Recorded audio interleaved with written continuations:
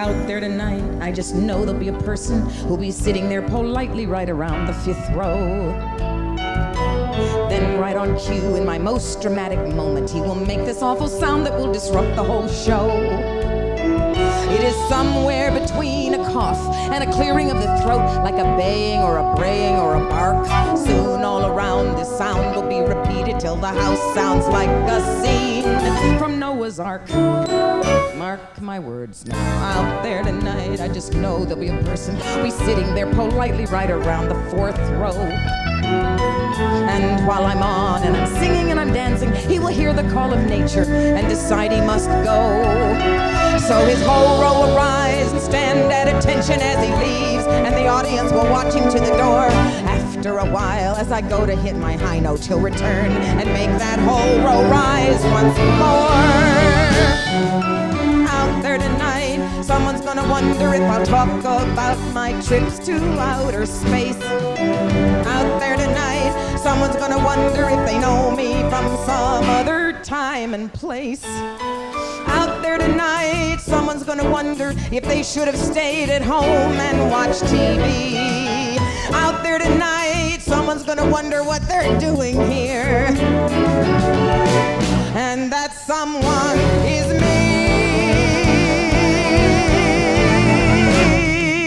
Out there tonight, I just know there'll be a couple sitting there politely right around the 6th row. She bought a dress and he got the babysitter. Then with gas and the parking, we're talking big dough. Then before they left the house, he said that he didn't like her dress or her makeup or the way she fixed her hair. She said, well, okay, let's just throw away the tickets, cause I'll hate that tramp before we get there. Out there tonight, lots of things are gonna happen, things that will drive me up the wall. And if I'm right and these things are gonna happen, I don't think I wanna go. Out there tonight, out there tonight, out there tonight at all.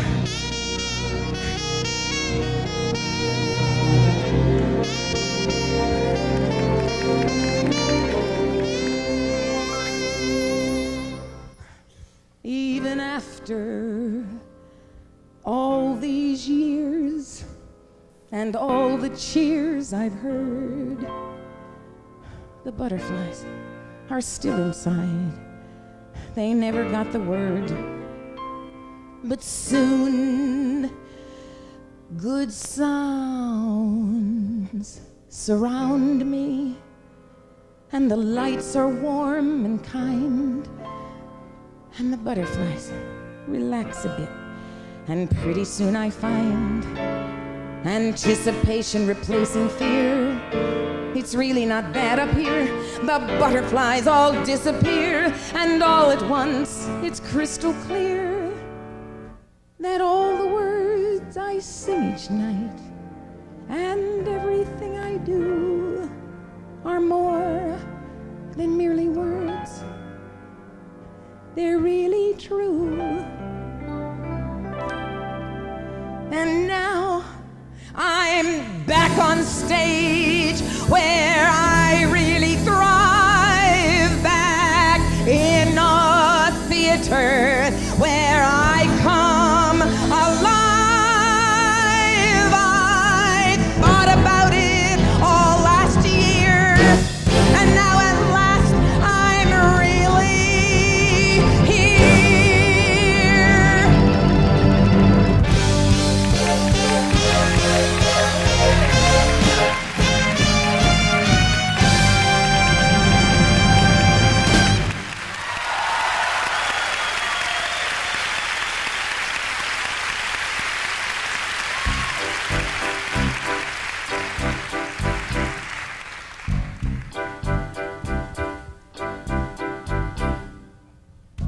I've played the palace and I played the dumps. I can do pliés and I can do bumps. I've taken my bows and I've taken my lumps. Lord help me, I love it. I've danced for a fortune, I've danced for a buck, in front of the Queen, on the back of a truck, been up in the White House and down on my luck. But Lord help me, I love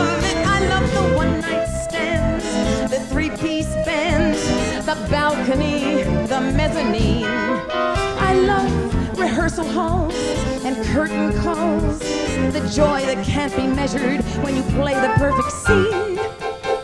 I've worked with the famous when I was unknown, been in with the in crowd and out on my own, played so many places I don't have a home, but Lord help me, I love it, I love it, I love it, I love it, I love the backstage noise, the chorus boys, the folks who come to all my shows. I love the flashing lights, the opening nights, and most of all my dancers who are always on their toes. The music is playing, the light shining bright, the aura is strong, the vibrations are right. The world of illusion will blossom tonight. I love it. I love it.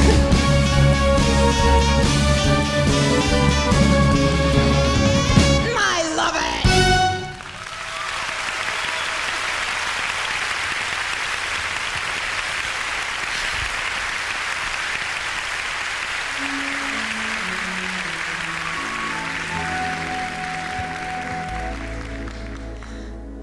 What is it that we're living for? Applause, applause. Nothing I know brings on the glow like sweet applause. You're thinking you're through, that nobody cares. Then suddenly you hear it starting.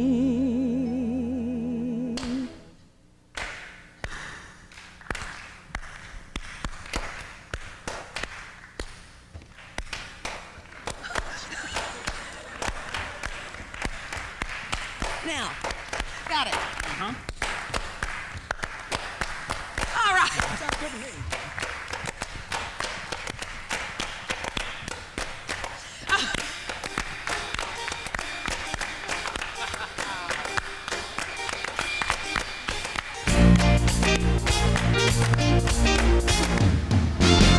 Clap your hands, slap your thighs, hallelujah, hallelujah. Everybody come along and join the jubilee. Clap your hands, slap your thighs. Don't you lose time, don't you lose time. Come on and shake your shoes. Time now for you and me. On the sands of time, you're only a pebble. Remember, trouble must be treated just like a rebel. Clap your hands, slap your thighs, hallelujah, hallelujah. Everybody come along and join the jubilee. Clap hands, slap thighs. Clap your hands, slap your thighs. Clap your hands, slap your thighs. Clap your hands, slap your thighs. Join the jubilee. I've got rhythm, I've got rhythm, I've got rhythm. Gonna stomp on the ground, stomp on the ground. It's a treat to beat your feet on the Mississippi mud.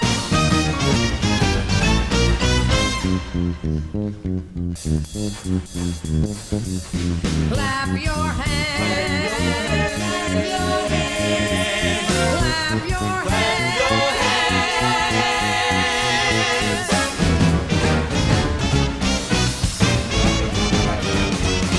Clap hands, come on, Jamila. Come on, guys, you got to dance. Yeah, give it to me right now. Hit it.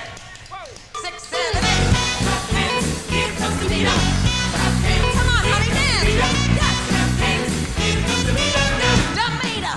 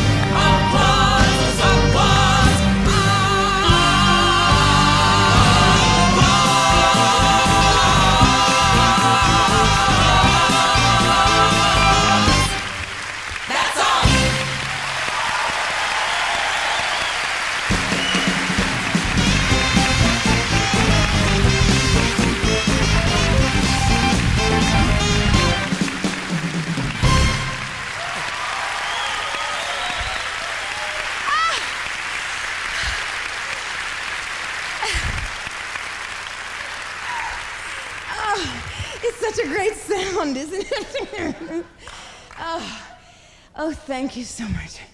It is so wonderful to be back in LA healthy. It's so wonderful.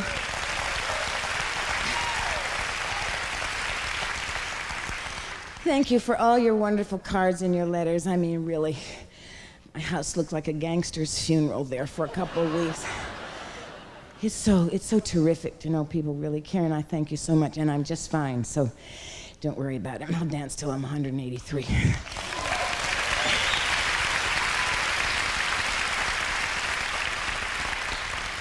You think you guys are sitting close enough?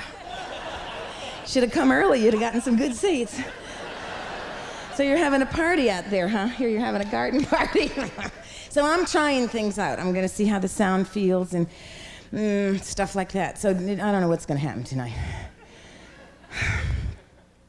But then I never do. I called some friends, you know, because coming back on the stage after you've been away a while, because kind of nerve-wracking, and you know, I called some people who I know do this kind of live work, and a girlfriend of mine, I said, look, what do you think is the highest priority? She said, no matter what you've been through or what's going on in your life, be a lady. She said, class will always win out. I said, thanks, Roseanne. That's...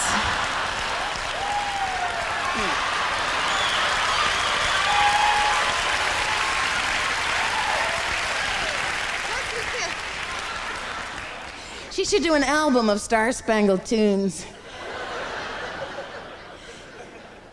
Then I called my friend Dolly Parton, you know, because we had made this picture together. And Dolly does a lot of live work. And now, I don't know if you've seen Dolly lately. Have you seen her? I mean, it's really true. She's really like nothing. So she stands like this in order to accentuate the parts of her that matter. I mean... She does. She has to, like... And I said, well, what do you think is the best thing for me? She said, listen, you know, show business is a gamble, but it's the opposite of poker. She said, you can win with a pair.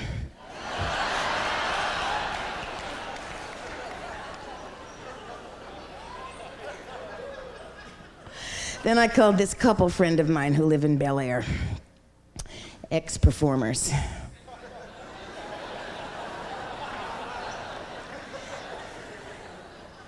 The wife said, now, whatever you do, don't talk about that astrology stuff. She said they will never understand it.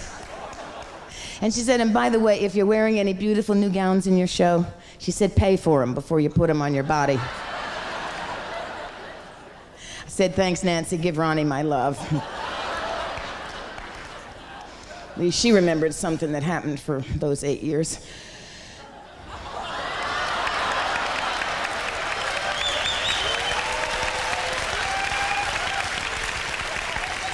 It's incredible to have this sort of wonderful ex-B movie actor who doesn't even remember he was president of the United States. I mean... Anyway, maybe that's the best way to live. You know, just be happy and go home. So, I mean, we've got television cameras here because, frankly, I don't know why they're here, but they're here. Why are they here? Somebody tell me. Anyway, they're here, so if they bother you, tough. Now, so I brought with me some security for my LA run here.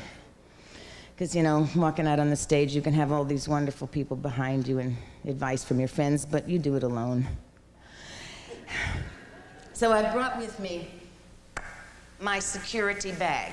This is not a security blanket. It is my security bag, my gypsy bag. Do you guys know what a gypsy is? Who's a gypsy here tonight? Okay, for those civilians who are here, gypsy is a term that dancers use to describe each other. It's a sort of a term of endearment. You should pardon the expression.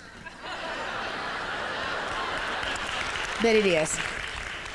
It's because, see, gypsies are always moving around. Like real gypsies, you know, we're always moving our bodies and we're moving from town to town, wherever the work is. And so we take these big bags with us to put things in them because we never know when we're going home. So I thought I would share with you some of the things I travel with. Don't laugh. Okay, now first, I don't worry much. No. But in case I leave my crystals in a hotel room, see,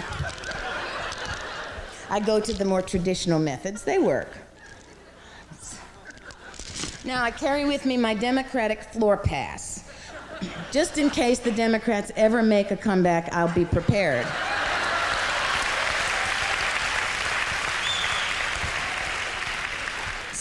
Doesn't look like soon.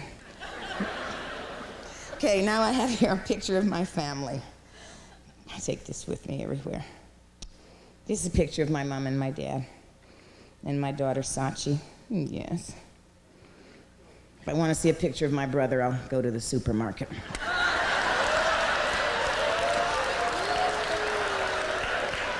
I won't discuss it. Thank you, Jack.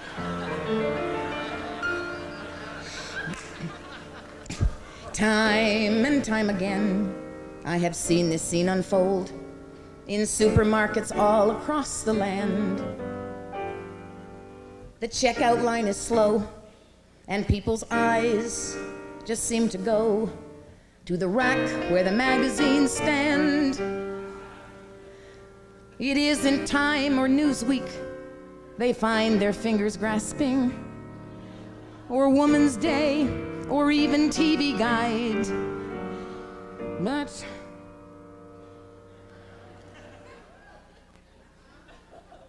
a tabloid with the headline reading, "Mother changes sex for daughter's wedding."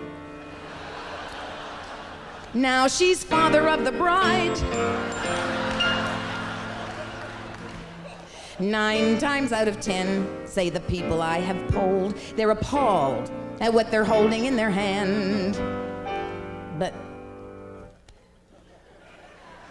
once they've opened it a crack, they can't seem to put it back on the rack where the magazines stand. The tabloids, the tabs, these mags that tell you absolutely everything you never cared to know about the weird, the bizarre, the celebrity, the star, the geek, the freak, the wild, and the uncouth. Yep, the tabloids tell you everything but the truth. Now, I've made a study of these over the years, and I've been cutting little tidbits out because I wanted to make a number about them. Now, first thing you gotta realize, these guys sit up in their offices making incredible headlines that will grab your attention, right? So you buy the magazine, and then you read the story, and it's got nothing to do with the headline. For example, Oprah's new diet brings her to the brink of murder. Now, what did Oprah say to warrant that headline? "I am so hungry I would kill for a hot fudge sundae." Teenager sobs, "I'm carrying Michael J. Fox's baby." Story. Michael J. Fox, while working on location, asked the young makeup girl to carry his baby back to its mother in the trailer while he finished shooting his scene. Burt Reynolds has 2 weeks to live. Remember that? Here's the scoop. Burt Reynolds said, "I have just finished my 3rd picture in a row, and before I start my next film, I'm going to take 2 weeks to live." The tabloids, the tabs, where facts are up for grabs, and every writer seems to thrive on sheer disaster. Now here's what I did. I made a capsulized version of the story, which I'll read to you, and then you tell me what you think they made the headline. Michael Jordan purchases a large and successful Chicago pharmacy as a business investment. What's the headline? Air Jordan flies high on drugs. Catholic Charities planning a dinner dance for one of their own. You won't get this. Mother Teresa having an affair.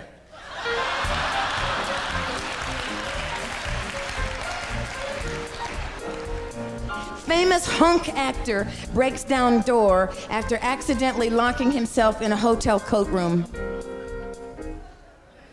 Right. Sly Stallone comes out of the closet.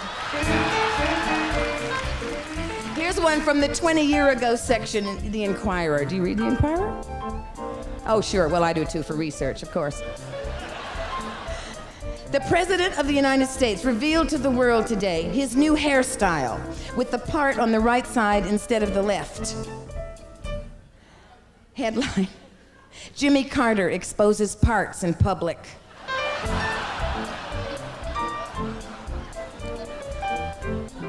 Now this one is about me. Shirley MacLaine whisked off to Lost Planet by aliens from Pluto. What do you know? They told the truth for once. The tabloids, the tabs, the scandal sheets that blab about who's doing what to whom and when and where. They are despicable and crude, insensitive and rude. The fact that they're in business is a crime. There is no way to dignify it, and no one we know would buy it. You will never get the smell out. Oh, I feel the urge to yell out. How the hell do they manage to sell out every time?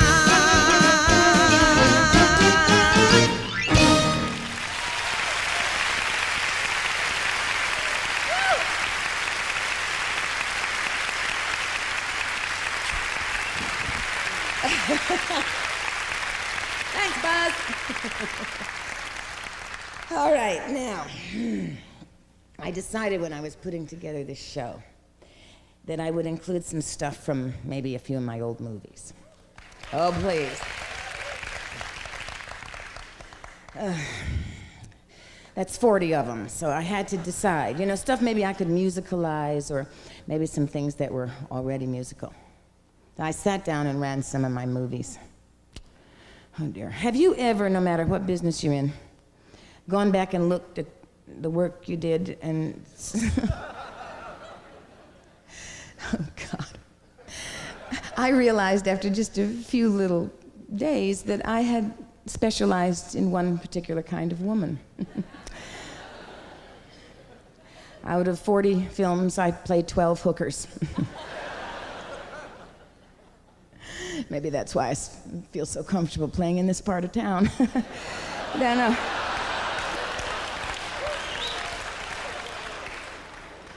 I played 5 housewives, and 3 of them were day trippers.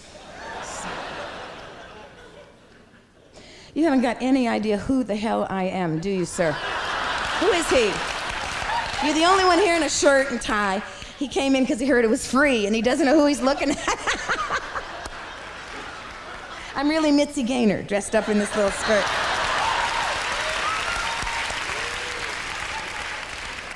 He thinks I'm McLean Stevenson.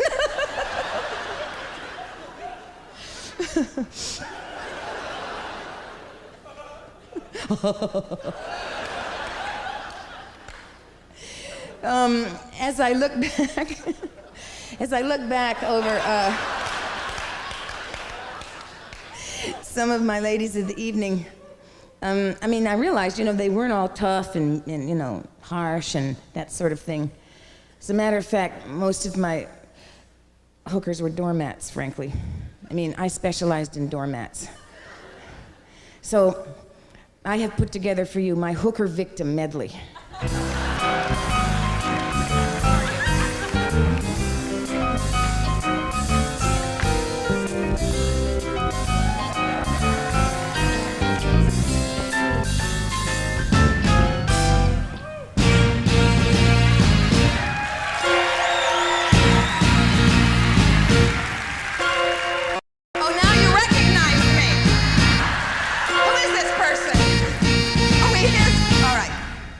The minute you walked in the joint, I could see you were a man of distinction. Real big spender, good looking, so refined. Wouldn't you like to know what's going on in my mind? So let me get right to the point.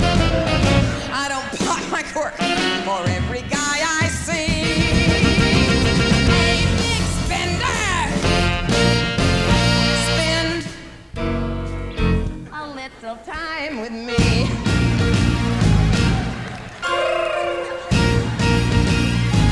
Say, wouldn't you like to have fun? How's about a few laughs? I can show you a good time. I can show you a good time. I can show you a good time, good time, good time.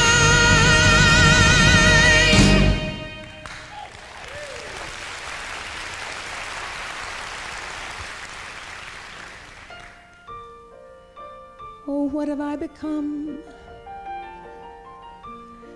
A moment's joy for some,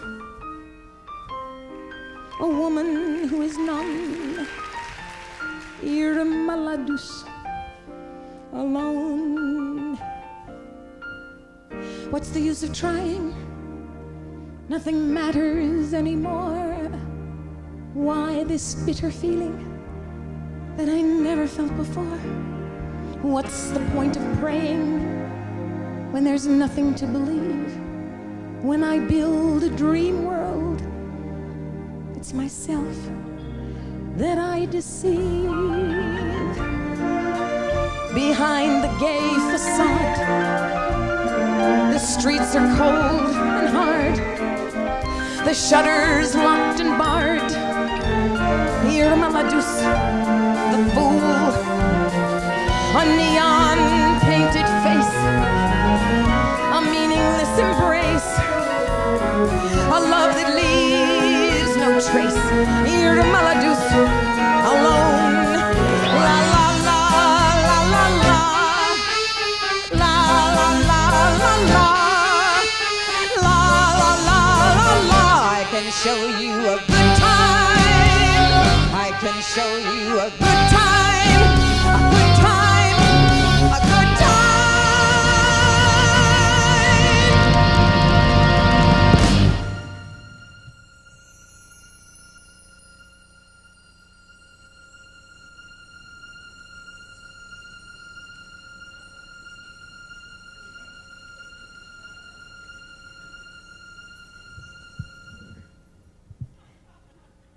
I'm a person too. I'm a human, a someone. To me, I'm important. Not something you spit on or hide in a corner. I got me some rights. So Dave, so I'm not as smart as you, so what? So that don't give you the right to talk down to me, you know. I'm a person too. You can yell, and you can hit me, but don't hurt my feelings. Just let me be with you, and talk to me, Dave. So I don't understand you, I just love to listen and hear you talk. So talk to me. Haven't you noticed? I've been talking better lately, and I've been listening a whole lot better lately. Oh, Dave, you know, I'd do anything for you. Your shirts, your shorts, I'd sew on your buttons. I'd get up every single morning and make you your coffee. I'd just do anything for you, Dave. Anything you say.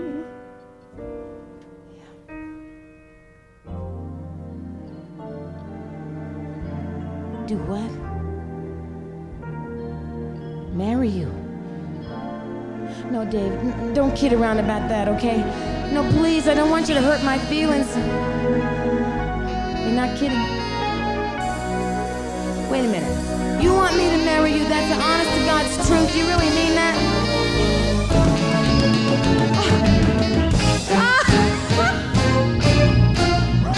Yes!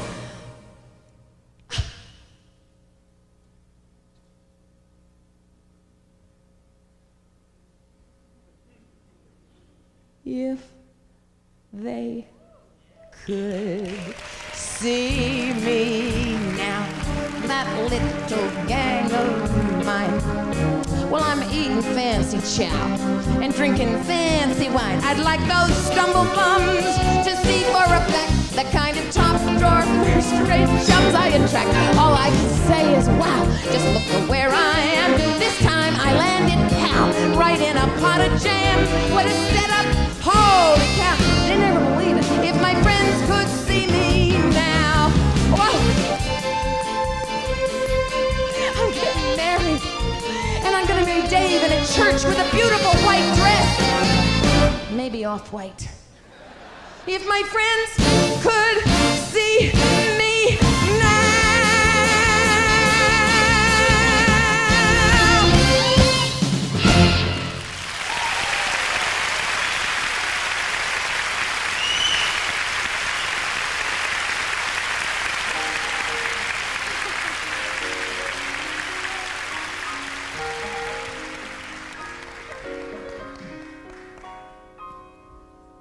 It starts with a pattern, a concept, a plan, a writer's idea, who's most often a man, who writes about women from his point of view, who claims to know women as well as you do.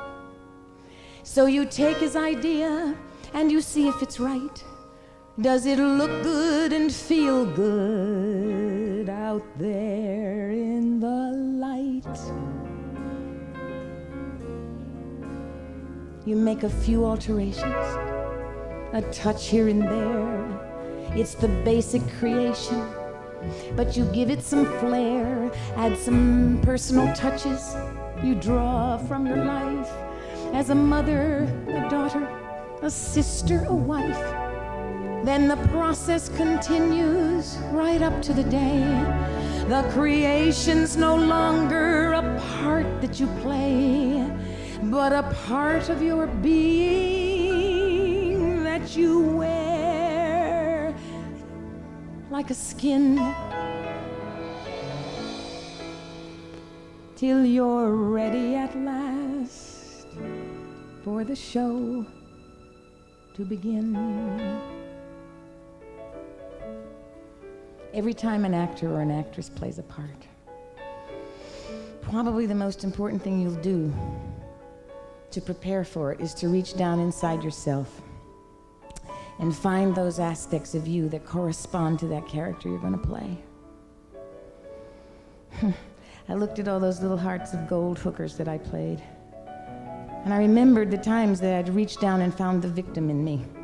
There was a lot of victims, and I thought, now what was really going on there? Because I drew all those parts to me and I loved playing them. Then later, as I grew older, and I began to inherit some of these character parts, and I realized that the women that I've been playing lately are not only not victims, they can be very kind of mean and cynical and curmudgeon-like. Like one of my favorites is my role in Steel Magnolia's Miss Weezer Boudreaux. Now, I just love putting on my overalls and my mink jacket and all the diamonds I owned because I knew that I had more money than God, and that's why people were nice to me. And I just love getting into her skin. I just love being cynical and mean and saying to my best friend, honey, your husband is a boil on the butt of humanity. And I love saying to my suitor, little bit of a thing, you know, played by Bill McCutcheon, he's real small. I love saying, Owen, you are shorter than a mushroom. And you are always one sandwich short of a picnic. And on top of all that, you have the longest nose hair in the free world. But my favorite line, and I started to use it off stage, you know, I thought, oh my God, what is happening to me? My favorite line is, I am not crazy. I have just been in a very bad mood for 40 years.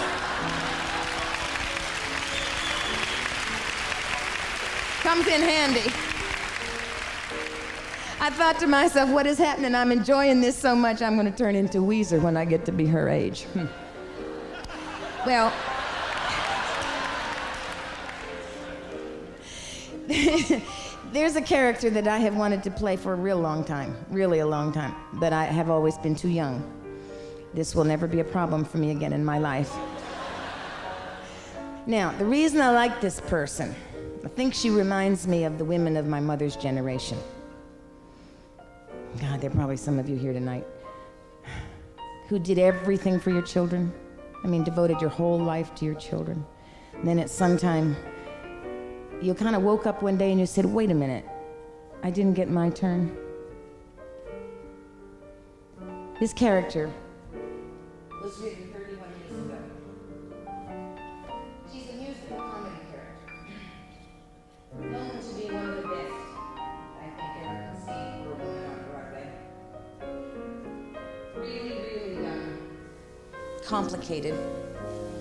She has a lot of different facets to her. She can be so tyrannical, so kind of commanding, and I don't know, some people would say mean. She just walks in a room and completely controls it. But she's also very vulnerable. Mama Rose from Gypsy.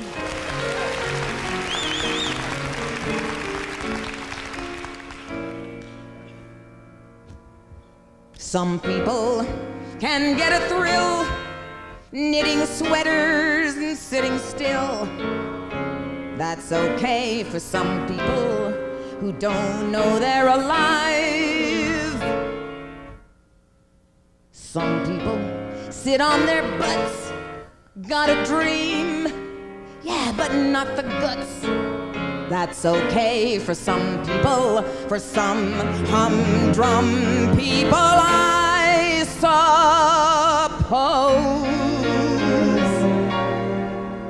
Well, they can stay and rot,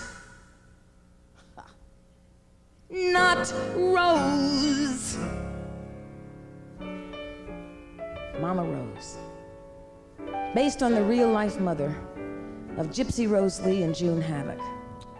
She was bound and determined that her two daughters would make it in show business. And they didn't care.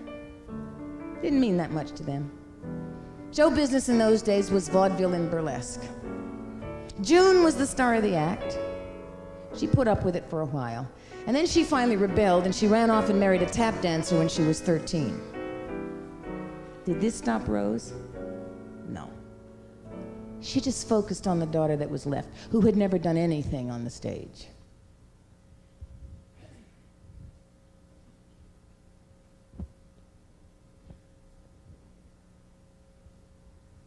Louise, honey, come over here, sweetheart. Come on. Mama wants to talk to you. Now, I have decided you are going to be the star in the family now, honey. Yeah. Mama is going to make you a big star. I had a dream about you, baby. It's gonna come true, baby. They say that we're through, but baby, you'll be swell. You'll be great. You're gonna have the whole world on a plate. Start here, start now. Honey, everything's coming up roses.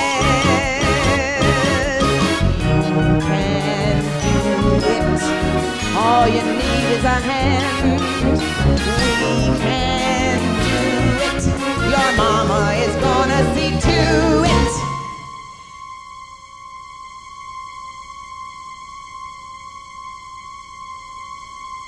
I saw to it, didn't I, huh? Do you hear me in there?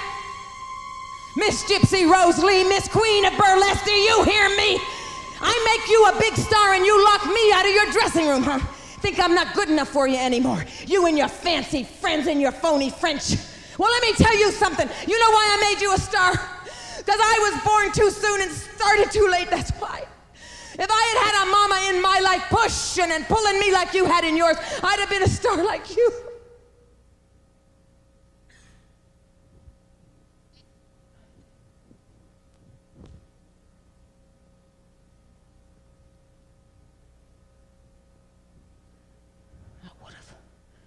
have been a star, I know I would have. I'd have been up there with the best of them. Here she is, boys. Here she is, world. Here is Rose.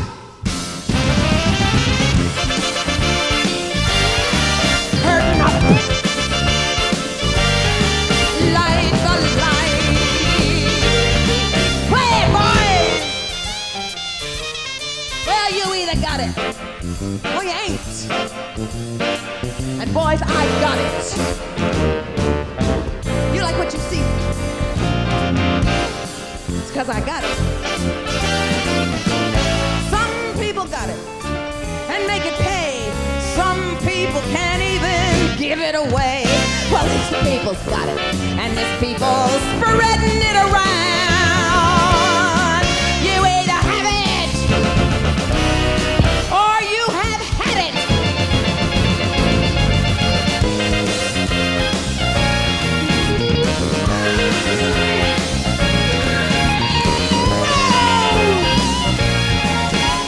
You hold your hats and hallelujah, mama's gonna show it to you.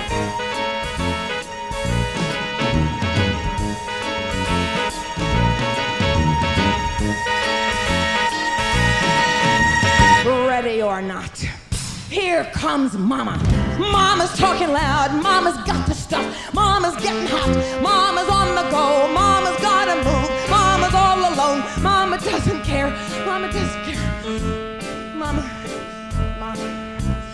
Mama's getting hot, mama's gotta move, mama's got the stuff, mama's on the go, mama's all alone, mama's gotta let go. Why did I do it? What did it get me? Scrapbooks full of me in the background. Give them love, what does it get you? What does it get you? One quick look as each of them leaves you. All your life, and what does it get you? Thanks a lot, and out with the garbage. They take vows, and you're batting zero. I had a dream. I dreamed it for you, June. It wasn't for me. And if it wasn't for me, then where would you be, Miss Stiffy Rosalie? Well, someone tell me, when is it my turn? Don't I get a dream for myself? Starting now, it's gonna be my turn. Gangway world, get off of my runway. Starting now, I bat 1,000. This time, boys, I'm taking the bows. And everything's coming up rose. Everything's coming up roses. Everything's coming up roses. This time for me. For me. For me. For me. For me. For me. For me.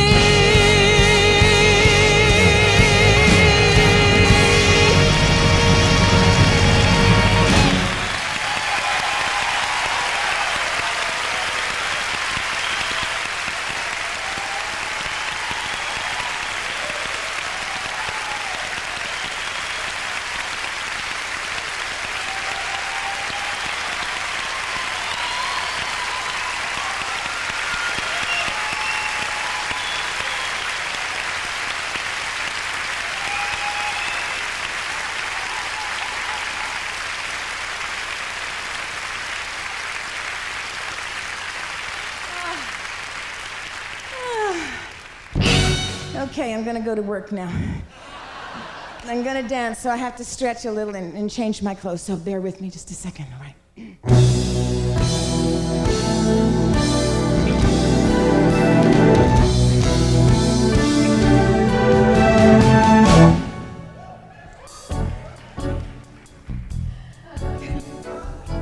I'm really Aunt Margaret.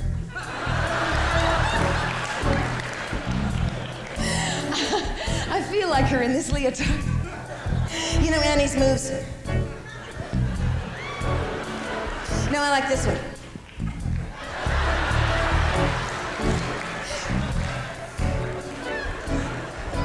Oh, I think she's beautiful. I don't want to put her down. No, really, I do. But you just sort of, you start feeling like, I can't do Juliet, so I'm not even going to try. I'm going to clean up my stage here now. See, we can slip on these things, so. Sir, would you like to tickle your fancy with my feathers? Get up, don't be frightened. Come over here. I dare touch it, it won't come off, boo. You might. Oh, you're a good sport. See where he puts those feathers. I want to keep an eye on them.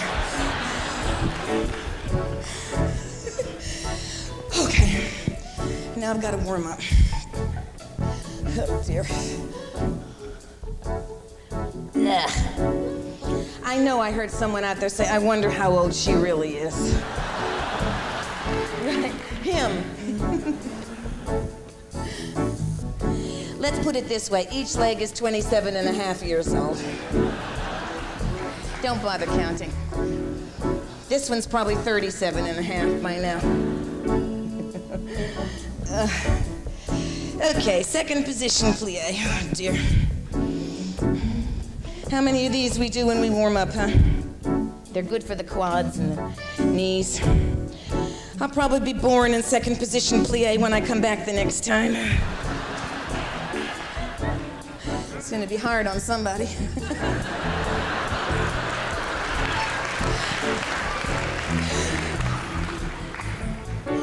Just a little stretch here. Now, I started dancing when I was 3. My mother took me to a ballet class. It had a tremendous impact on me. I don't know how some of you gypsies got started, but you know, in my little childish mind, it was everything. When I was at the bar, you know, and all these kids were lined up, doing their different positions. The boys and the girls in tutus. And it was such a mixture, you know, of poetry and discipline. Real beauty and discipline. So I studied to be a ballerina. I got into ballet theater for about 20 minutes. Now, what happened was I went away on a vacation. When I came back from the vacation, I had grown 2 inches. I was 5'7". On point, I was 6'2". Too tall for a ballerina. There's nobody in the Western world who can partner anybody 6'2" on point. I mean, that was really devastating for me, so I had to throw away my toe shoes. Well, I put on heels and black stockings, and I began to audition. Learned how to sing a little, dance a little, act a little.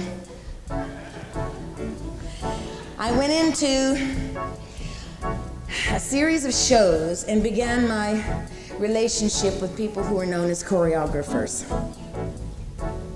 Webster's defines choreographer as one who creates dance. We gypsies have our own definitions for those little mothers. The relationship between a gypsy and a choreographer is so complicated you can't even begin to describe it. It's based entirely on pain. You know, because the choreographer himself has had a lot of injuries and stuff to go wrong. Anyway, this is my tribute to some of the choreographers that I have had the pleasure of working with. Now we're going to do this to a number you all recognize, but it will demonstrate how different choreographers interpret the same music. First choreographer, Bob Fosse.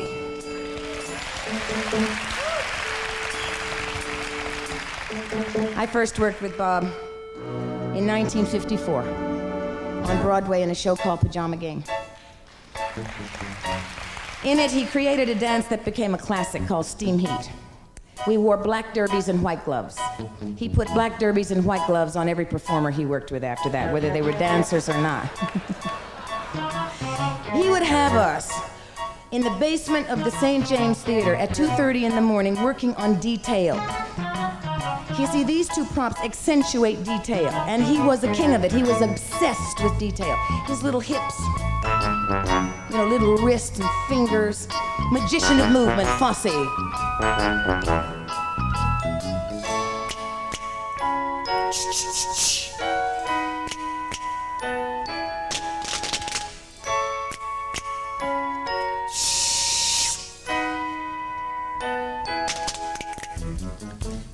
name.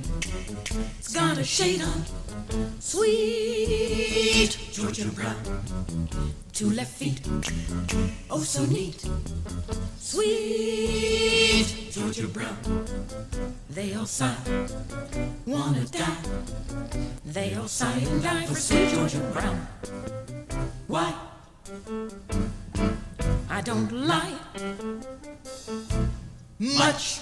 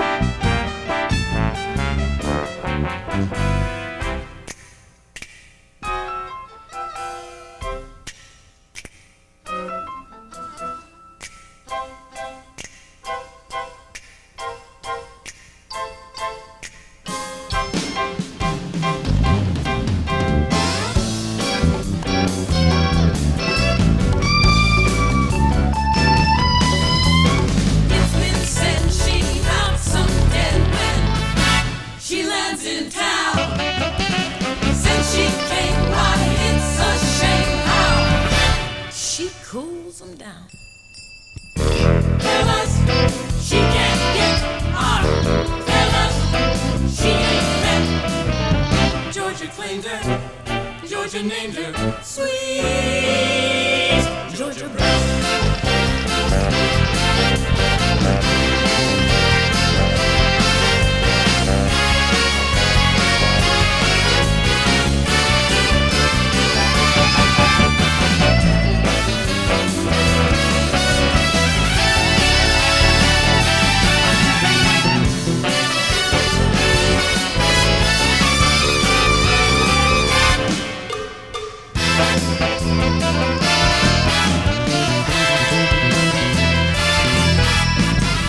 Georgia claimed her, Georgia named her Sweet Georgia Brown. Sweet Georgia Brown. Sweet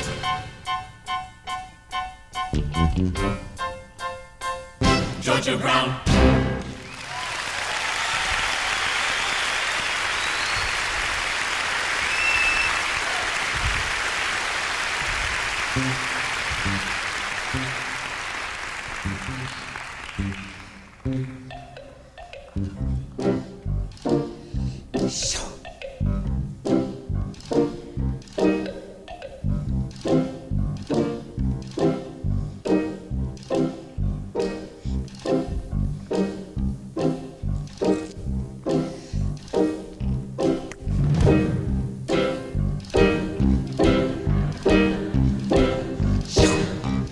It's a horse. It's from the city, huh? Now this is the style of Michael Kidd. The difference between Fosse and Kidd is, Kidd's stuff is based almost entirely on pure physical energy and stamina. He was very influenced by the American West. He choreographed this great movie that reflected that feeling called Seven Brides for Seven Brothers.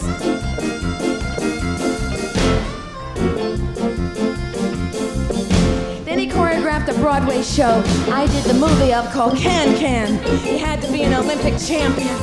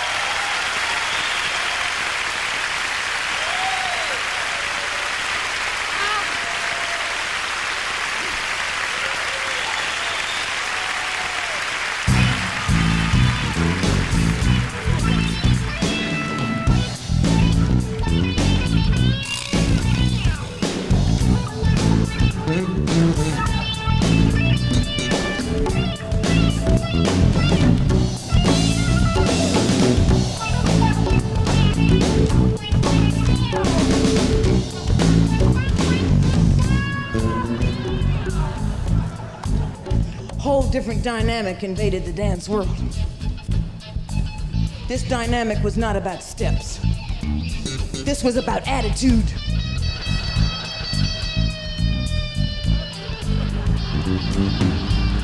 We had to learn how to walk again.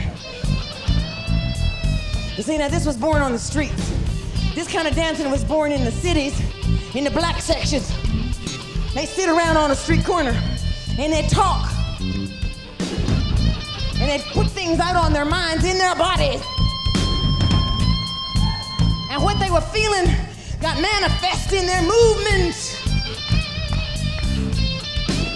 And they would put this movement to prose. And the prose went to rap. And the rap went to MTV. And then we put on the right kind of costumes to exemplify MTV.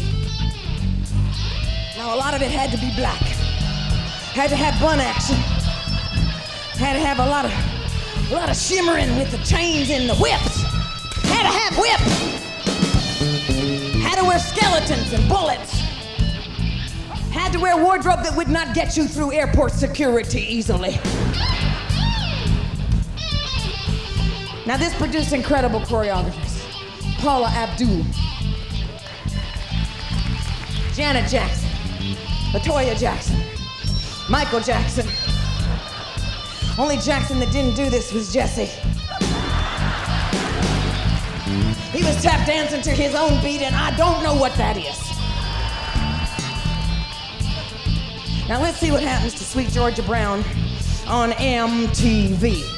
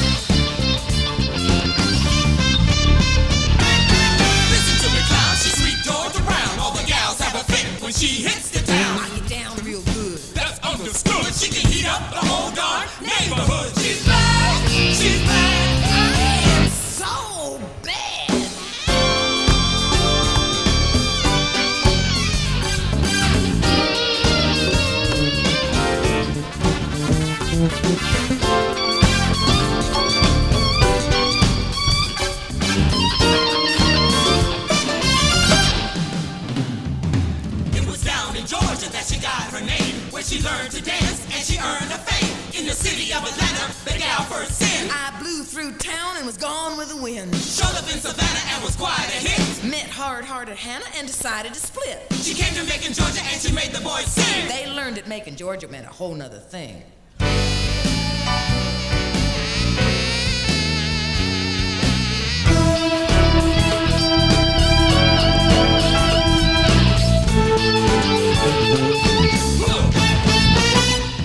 If she lived where yellow roses grow, but they'd soon forget the Alamo. She would show them all what sex is. Deep down in the heart of Texas. You think Frisco had a quake? Just wait till you see Georgia shake. Ah! And if you try to call a halt, I'll say it's San Andreas' fault.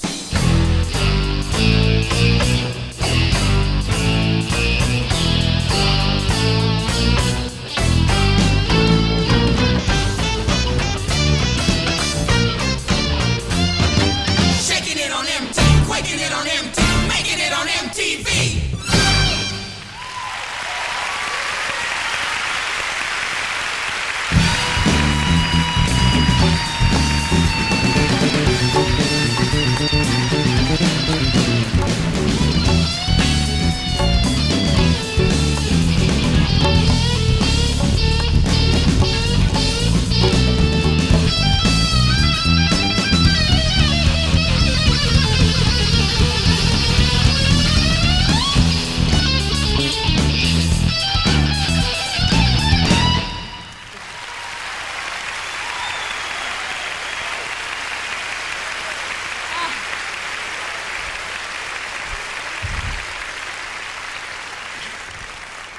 We put all these different choreographic styles together.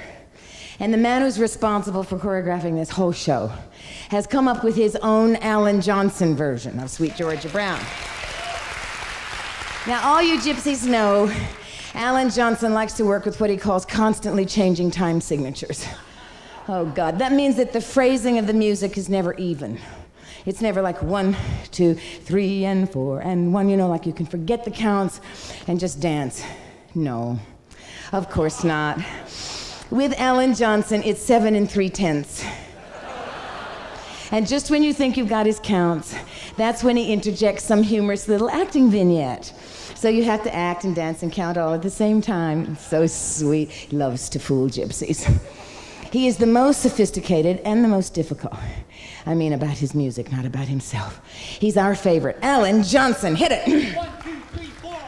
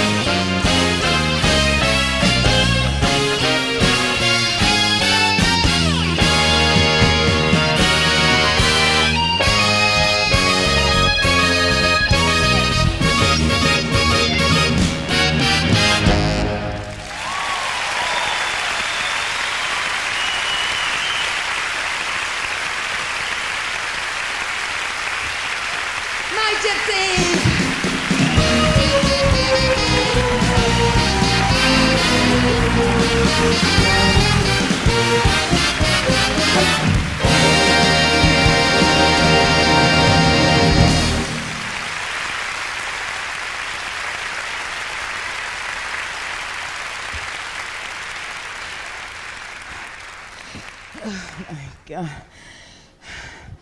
It was easier playing hookers. At least I got a chance to lie down. Well,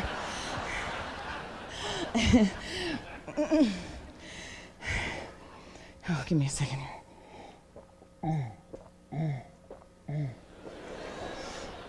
Oh, God, I'm sorry. I couldn't care less.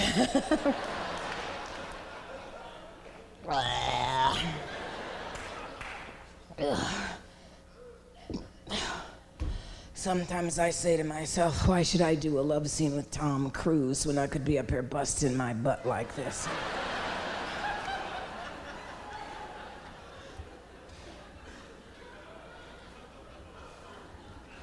I think it would do him good to do a love scene with an older woman.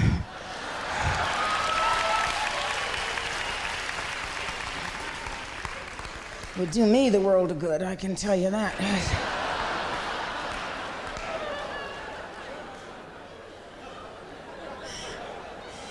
Then we could celebrate all our 4th of Julys with a bang. Well, I couldn't think of a joke to go with Days of Thunder, so.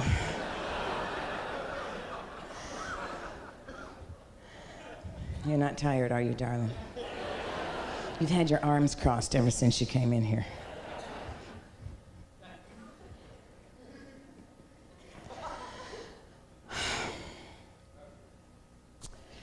I'm going to tell you a story now. I didn't include this in any of my books because I didn't want anyone to think I was crazy, so.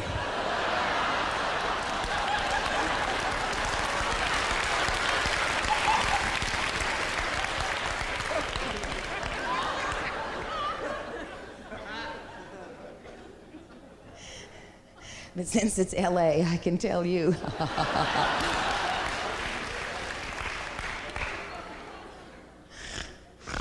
What the hell? It's dusty in here. Now, I was getting ready to do a mini-series in Peru.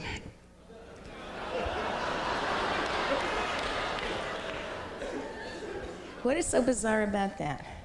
Joan Collins would do it in a minute. She'd do the whole country, that's what she'd do. Okay.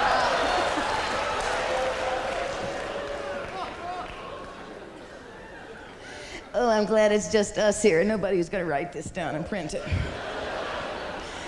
As I'd hear from my brother. Oh, God. It was one of his old ones. I mean, one of his old ones when she was young. I mean, it was... Who cares anymore? I mean, it's...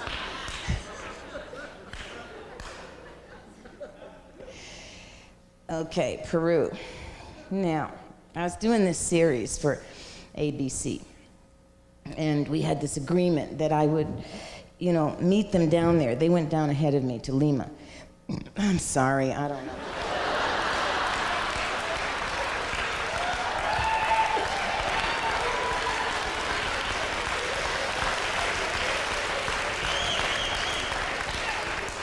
I can never figure out when to eat, you know, it's just... I mean, I usually eat at 8, and, you know, by the way, I think I'm just gonna go eat. See if I can get through this without burping.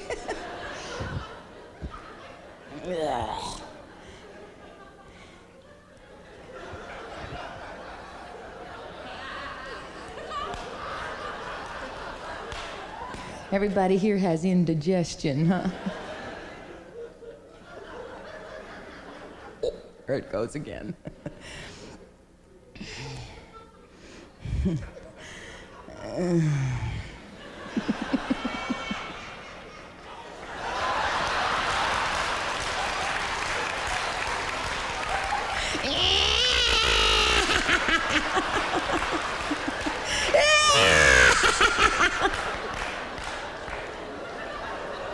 Hers came all the way up and talked to her. Didn't get any on you, did ya?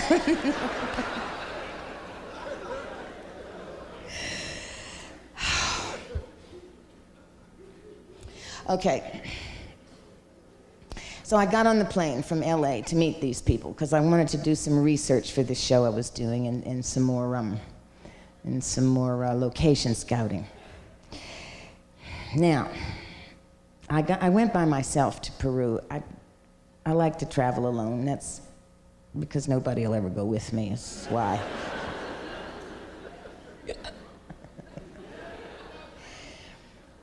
I arrived in Lima about an hour and a half early. You know, it's a 10-hour flight. It's real long. And when I got there, there was nobody to meet me. No, I don't blame them.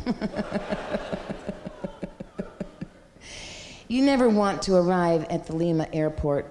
You don't want to go to the Lima airport, but you certainly don't want to arrive early. I mean, you know, it's made out of cement.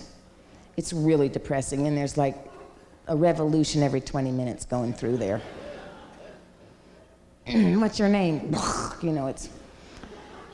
So I was there to carry out my spirituality.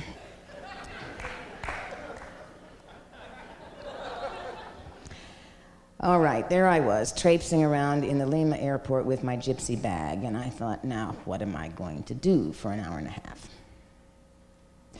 I noticed walking toward me was this elderly gentleman, dressed in a kind of a faded serape and an old tattered straw hat. And he had kind of leathery skin, real nice face. And he walked toward me. There was no one behind me. So finally, when he got right up to me, I said, well, good morning, sir. Are you the ABC executive? They were in third place, you know, so they didn't have any ties, sir. Right. He said, my child, I am not. Whoa, he spoke beautiful English. He said, I knew you were coming. I knew you'd be early. He said, you were the reason I'm here, and I am the reason you are here. He said, I have something to show you.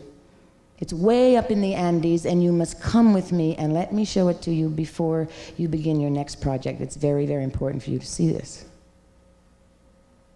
Whenever I get an offer like that, I take it. No, I learned a long time ago not to relate to anything with fear unless you absolutely have to. So this, you know, this didn't seem to be like one of those times that it was necessary. I thought about it a minute and thought, what am I really doing here? And then I went over to the customs people and I said, listen, when the ABC executives come here, you tell them I've left. And tell them that I'll be back in Lima in a few days and not to worry about me. So I went off. We walked out of the front of the airport and there was this old man's Jeep, which I got into. And we began our trek into the Andes. Now, traveling in the Andes can really be hazardous. For example, at 14,000 feet, I think it was, the motor conked out. See, there was not enough oxygen for combustion, so the motor didn't work. And I was also going in and out of sleep because I hadn't adjusted to the altitude. I don't remember much of the trip up. I only know that about 9 hours later, I woke up in the front seat of this Jeep to find that we were parked in what looked like the plaza of some old ancient Inca square, a city or something. And I was surrounded by these dwellings that they looked like they were carved out of jewelry. They were absolutely exquisite. And inside of each dwelling was a light, the likes of which I had never seen. I had this strange feeling, so I got out of the Jeep and I felt compelled to look up. There was no sky. I was standing in the plaza of an underground city. I had heard about this from the mountain people before, but I never believed them. Up ahead of me was a staircase, maybe 150 steps, made out of the same kind of carved jewelry. And at the top of the staircase was this temple, an old Inca temple. It was in the shape of a pyramid. And in the center of the pyramid was a big golden disc. I thought the solar disc, the Inca solar disc, that's what I'm seeing. And just as that hit me, it opened. And a man walked out, very, very tall, gorgeous man. He had kind of white crystal-like robes on. And he walked down the stairs so smoothly. And at the bottom of the steps, he reached his arms out and he said, "Hello, my child," he said. "I am Calabash, and I am the ancient keeper of the Inca litany of solar light." And with that, he reached into his robes and he took out a smaller replica of the big golden disc on the pyramid and he handed it to me. It was solid gold. It was absolutely gorgeous. And there was this hieroglyphic written on it. He said, "This is why you're here." He said, "I will translate this hieroglyphic for you, and it will become a mantra that you will chant. And when you chant a mantra," he said, "it holds you in very good stead for the rest of your life." He said, "Now let me translate this." He said, "In" means the power of the mind. Kadin, power of the spirit. Kadu, the wisdom you achieve when you balance the two. He said, "No, let me chant this for you." And he said, "As I chant it, begin to feel into the vibration of it." So he began to chant.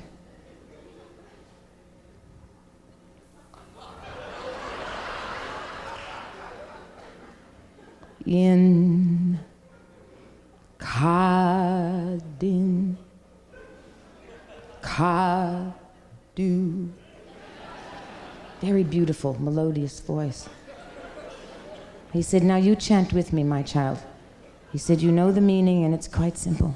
Chant with me." So I began to chant. In Kadin Kadu Kadin Kadi.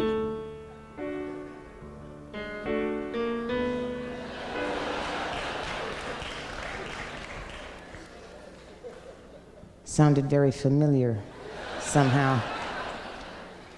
"Oh," he said, "I know, my child. Many North Americans think that." He said, "I think they're hearing it from some other time and place." He said, "Never mind." He said, "Chant again with me." And he said, "Now when you do it this time, make certain that you feel the vibration in your hand." He said, "It's very important to attune yourself." So I began.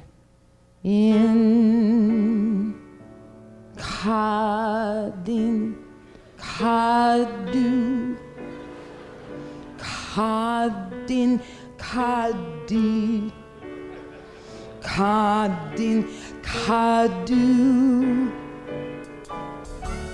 No, I couldn't shake this feeling of familiarity, you know? And I was feeling absolutely nothing in my hands. He said, "Of course not, my child." He said, "You're ready for the next step." He said, "What you have to do now is," he said, "you must spread your arms to the universe and take the cosmic vibration through your hands and let it vibrate through you as you chant the mantra. In Kadin Kadu, Kadin Kadi, Kadin Kadu. In Kadin Kadu. Whoa! I had my own personal mantra. You know how thrilling that is? What? He said, "You don't have it, my child. You just think you do," he said. Now the third step. Put your arms to the universe. Take the cosmic vibration down. And when you're surrounded by yellow pools of light, you've got it. In Kadikadu, Kadikadi, Kadikadu. In Kadikadu, in Kadikadu, in Kadikadu means I love you. Thanks, Mr. Mr. Calabash, wherever you are.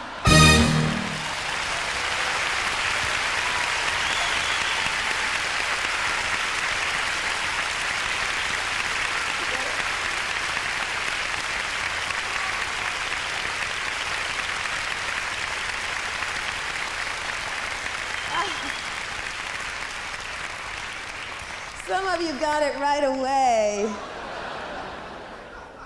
I love to hear some people go, oh no, she's not going to do this long thing right in the middle of her show. She's going to ruin this thing.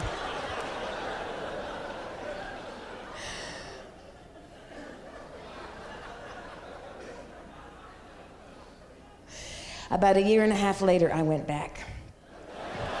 Oh yes, I went back. Oh boy, and I found Mr. Calabash again.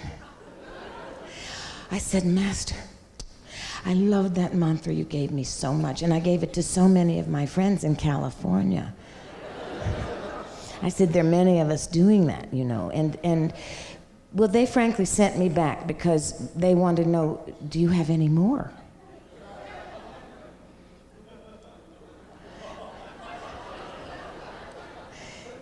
And he said, I got 1 million of them.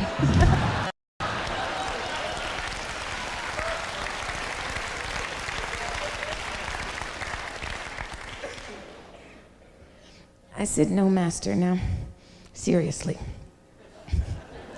I said, I have to ask your advice about something. I said, I write books about my, well, what the press calls otherworldly journeys.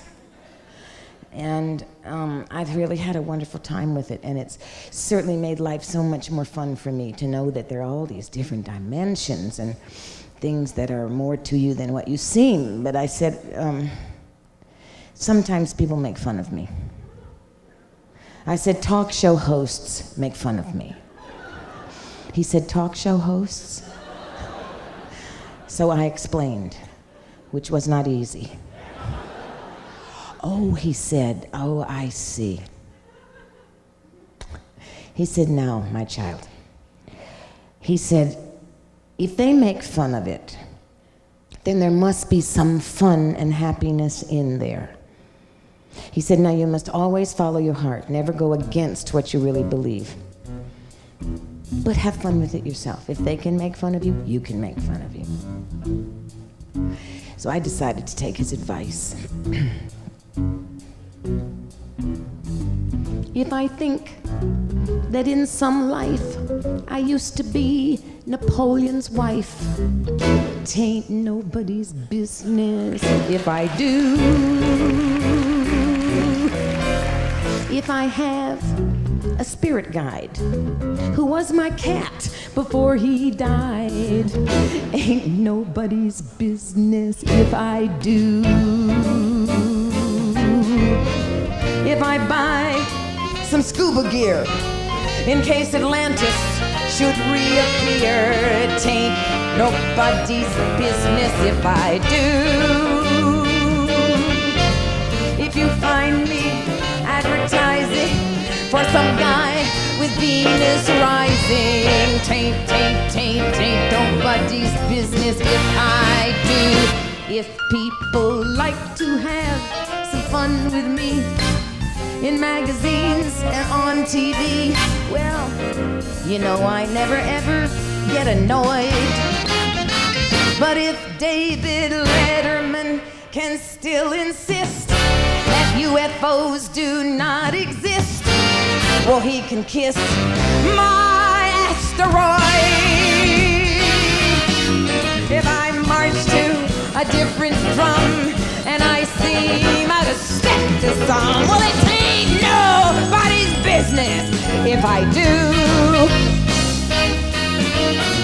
If you think when you're gone, and I think life goes on and on and on and on and on and on, no business, which is true. It is nobody's business. I said nobody's business. It ain't nobody's business if I do.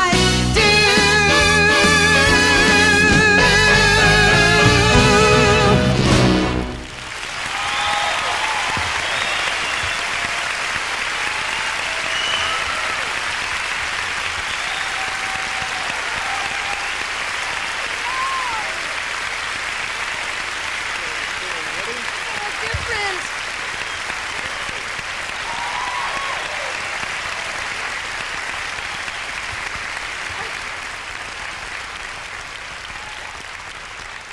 Oh, it's so wonderful to play in front of people who know what you're talking about.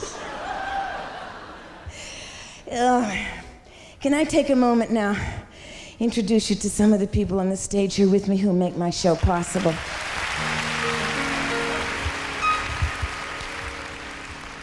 Without them, I'm nothing. Without them, I'm nowhere. Without them, to keep the rhythm. Without them, to keep the beat. Without them, to guide my footsteps. I'm left with two left feet. Without my band to lend support. Without them holding down the fort. I know my show would come up short. Without who? Without you, without you, without you, without you, without you, and you, and you, and you. All of them. I want to introduce you to them one by one. Okay, this is my conductor and accompanist. Jack and I have been together 17 years. And the reason we have, I'm basically this dancer, actress who sings. And so I change the songs and the lyrics every time, depending on how I feel and what I did or didn't have for dinner. Jack always keeps up with me. I don't know how. He feels it before I do almost, and takes this whole orchestra with him and never misses a beat. Such an artist, Mr. Jack French.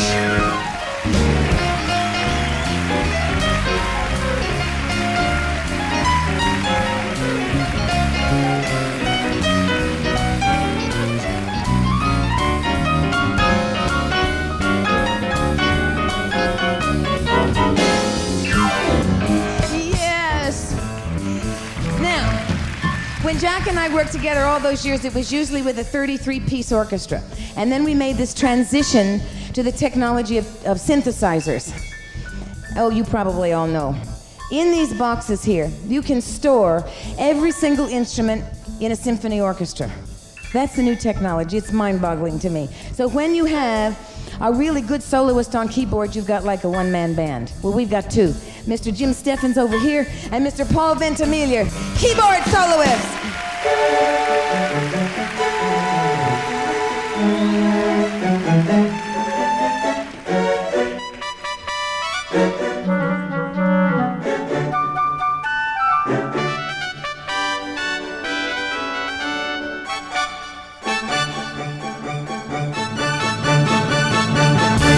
Oh, I love that.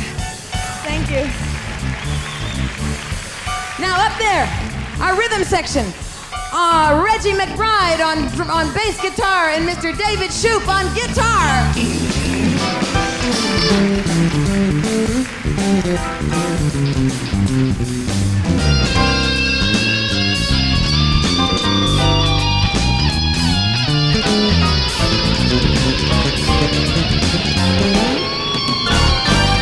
Yeah! On drums, Mr. Cubby O'Brien.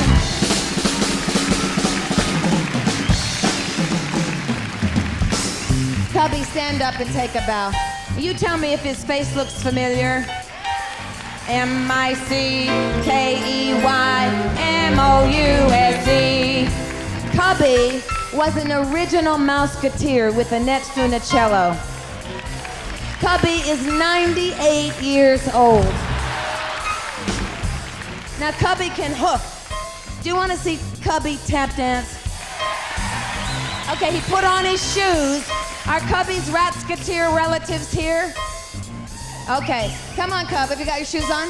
All right.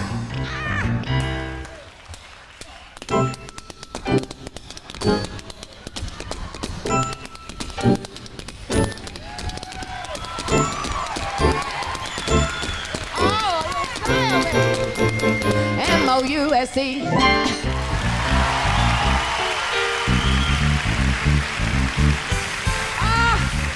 Did that without warming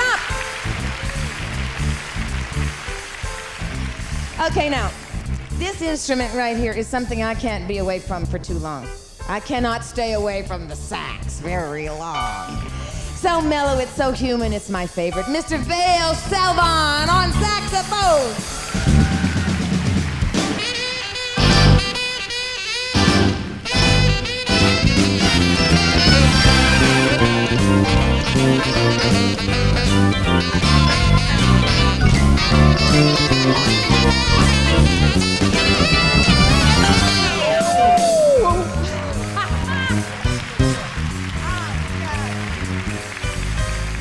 Now the smallest person up here plays the biggest instrument. Miss Judy Chelnick on timpani.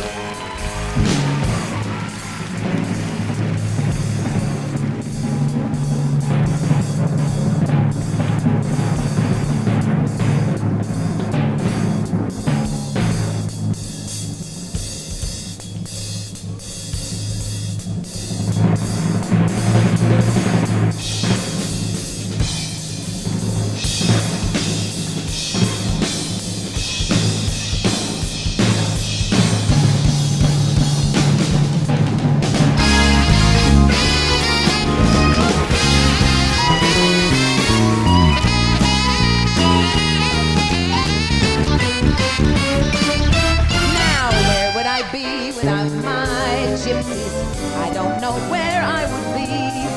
More than a quart of ballet they are, I'm sure you'll agree. Yeah!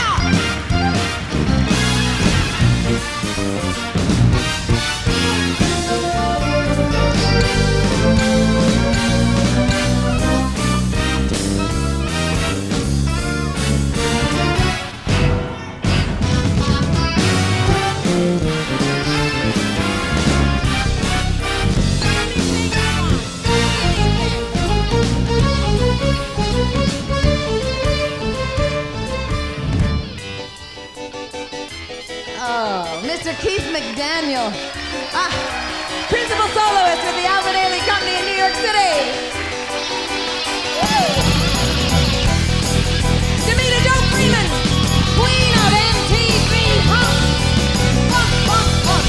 Everyone you like, she choreographed. Blaine Savage, Bob Fosse dancer, star of dancing and chorus line.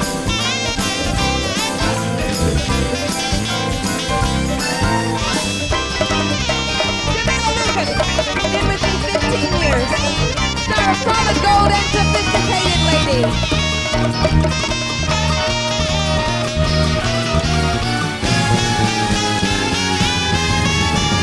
Without you guys to lend a hand to play my charts and parts unplanned, my grand design would turn to sand. Without you, without you, without you, without you, without you, and you, and you, and you, and you, and you too.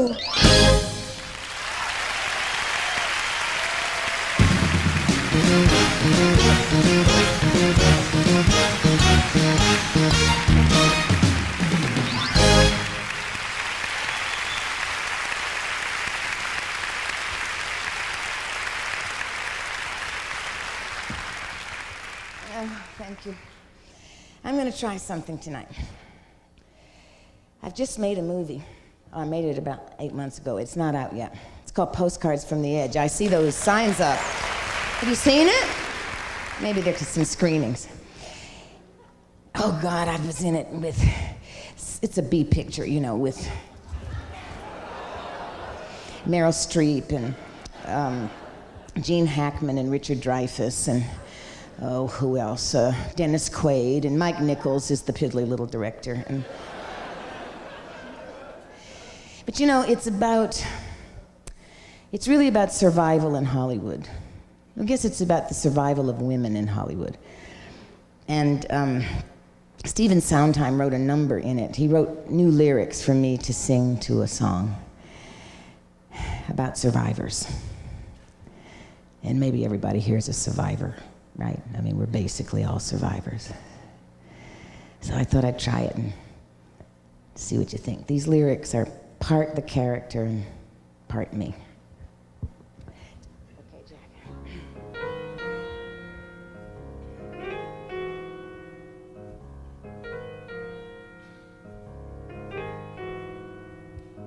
Good times and bum times, I've seen them all. And my dear, I'm still here. Plush velvet sometimes, sometimes just pretzels and beer. But I'm here. I've waited tables, sold cigars, sung funny cables to the stars. I've danced as a carton of cheer, and I'm here. I've been an usher, I've been a homecoming queen, and I'm here.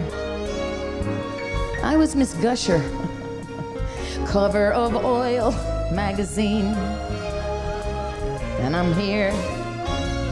10 years of braces, voice and tap, touring in places off the map,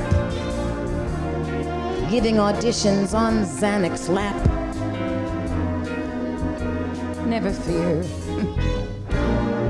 Mother drew up the contracts, so I'm here.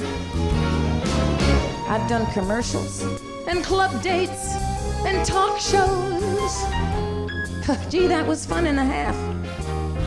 When you've done commercials and club dates and talk shows, anything else is a laugh.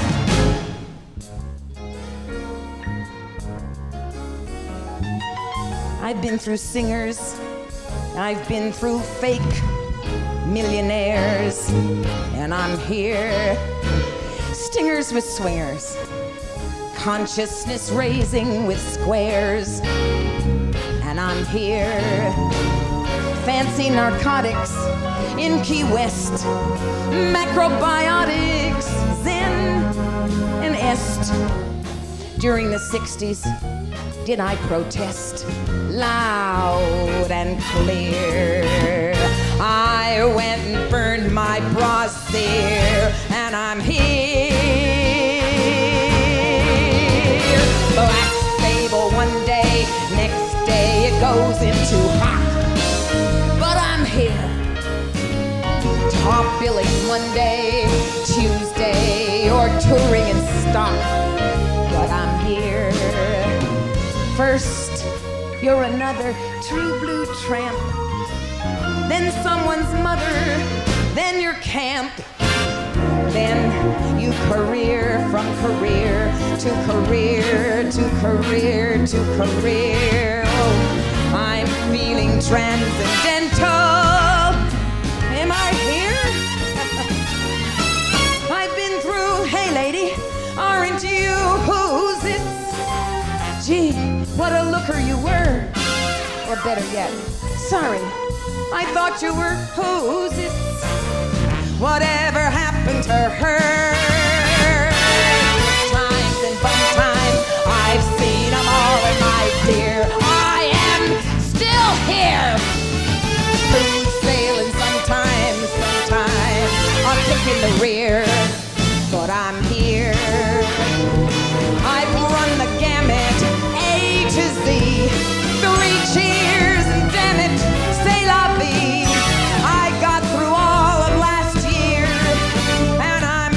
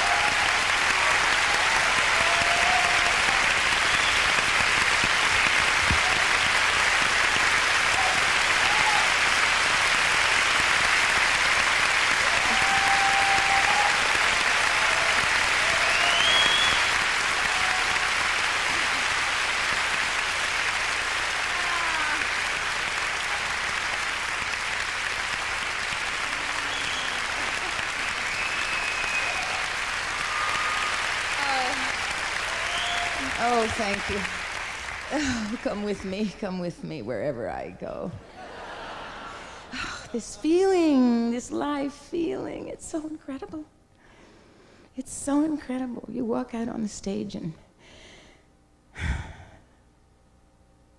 I mean, you don't know how you're gonna do, and then you hear it, and then it does something to you, and then you give everything you've got, and then you guys give more appreciation, and then we give more, and then you give appreciation, and then we give more, and then I mean, then pretty soon you're aware that whatever you put out, you get back, and that's karma.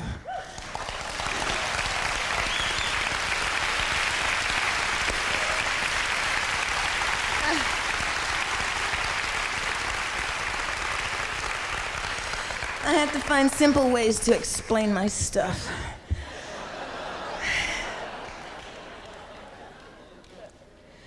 Okay, Jack.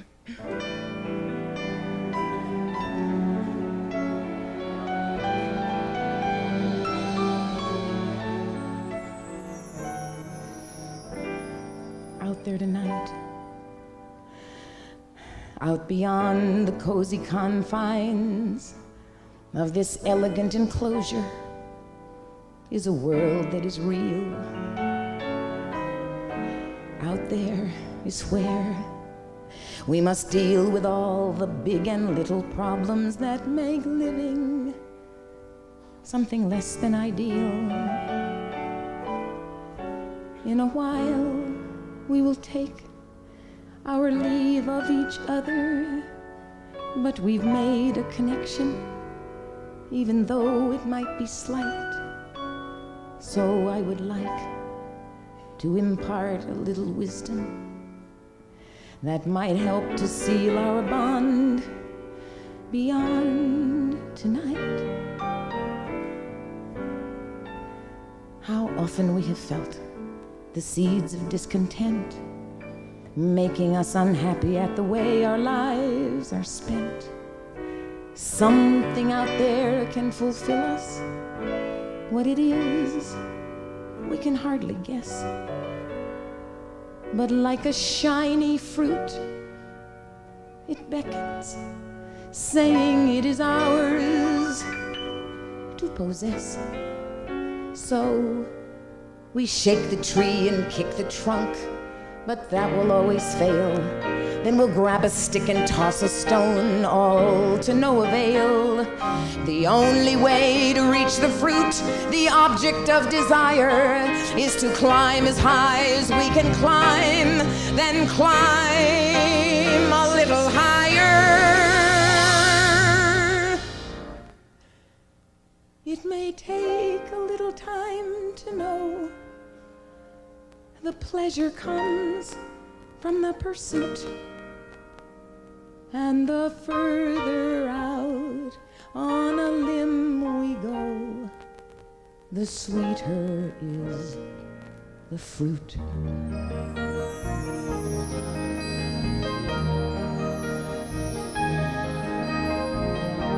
You have to be prepared to go out on a limb.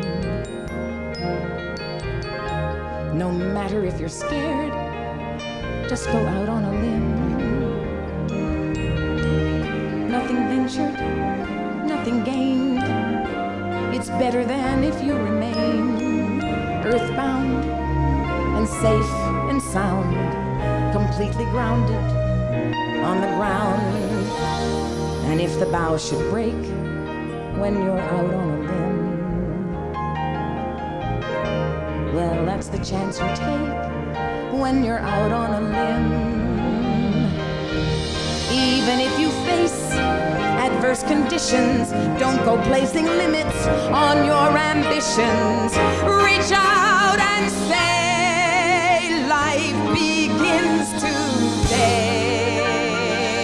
Don't back away. Fear just feeds the seeds of doubt.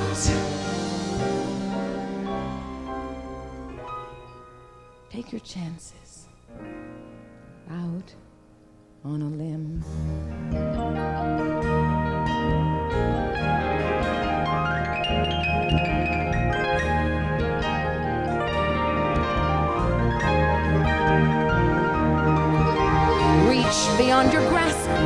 Make that your mission. See your aspirations come to fruition. Out there is where daring moves are made. Don't be afraid. That's what life is all about.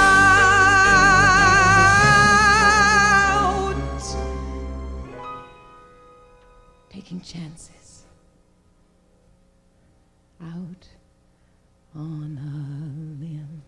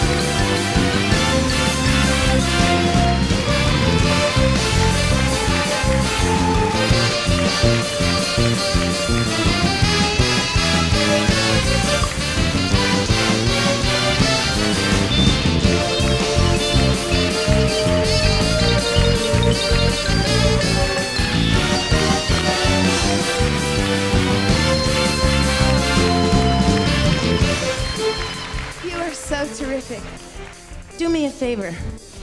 When you go out there tonight, do something absolutely outrageous, something you have never had the guts to do before in your whole life, something absolutely lovingly outrageous.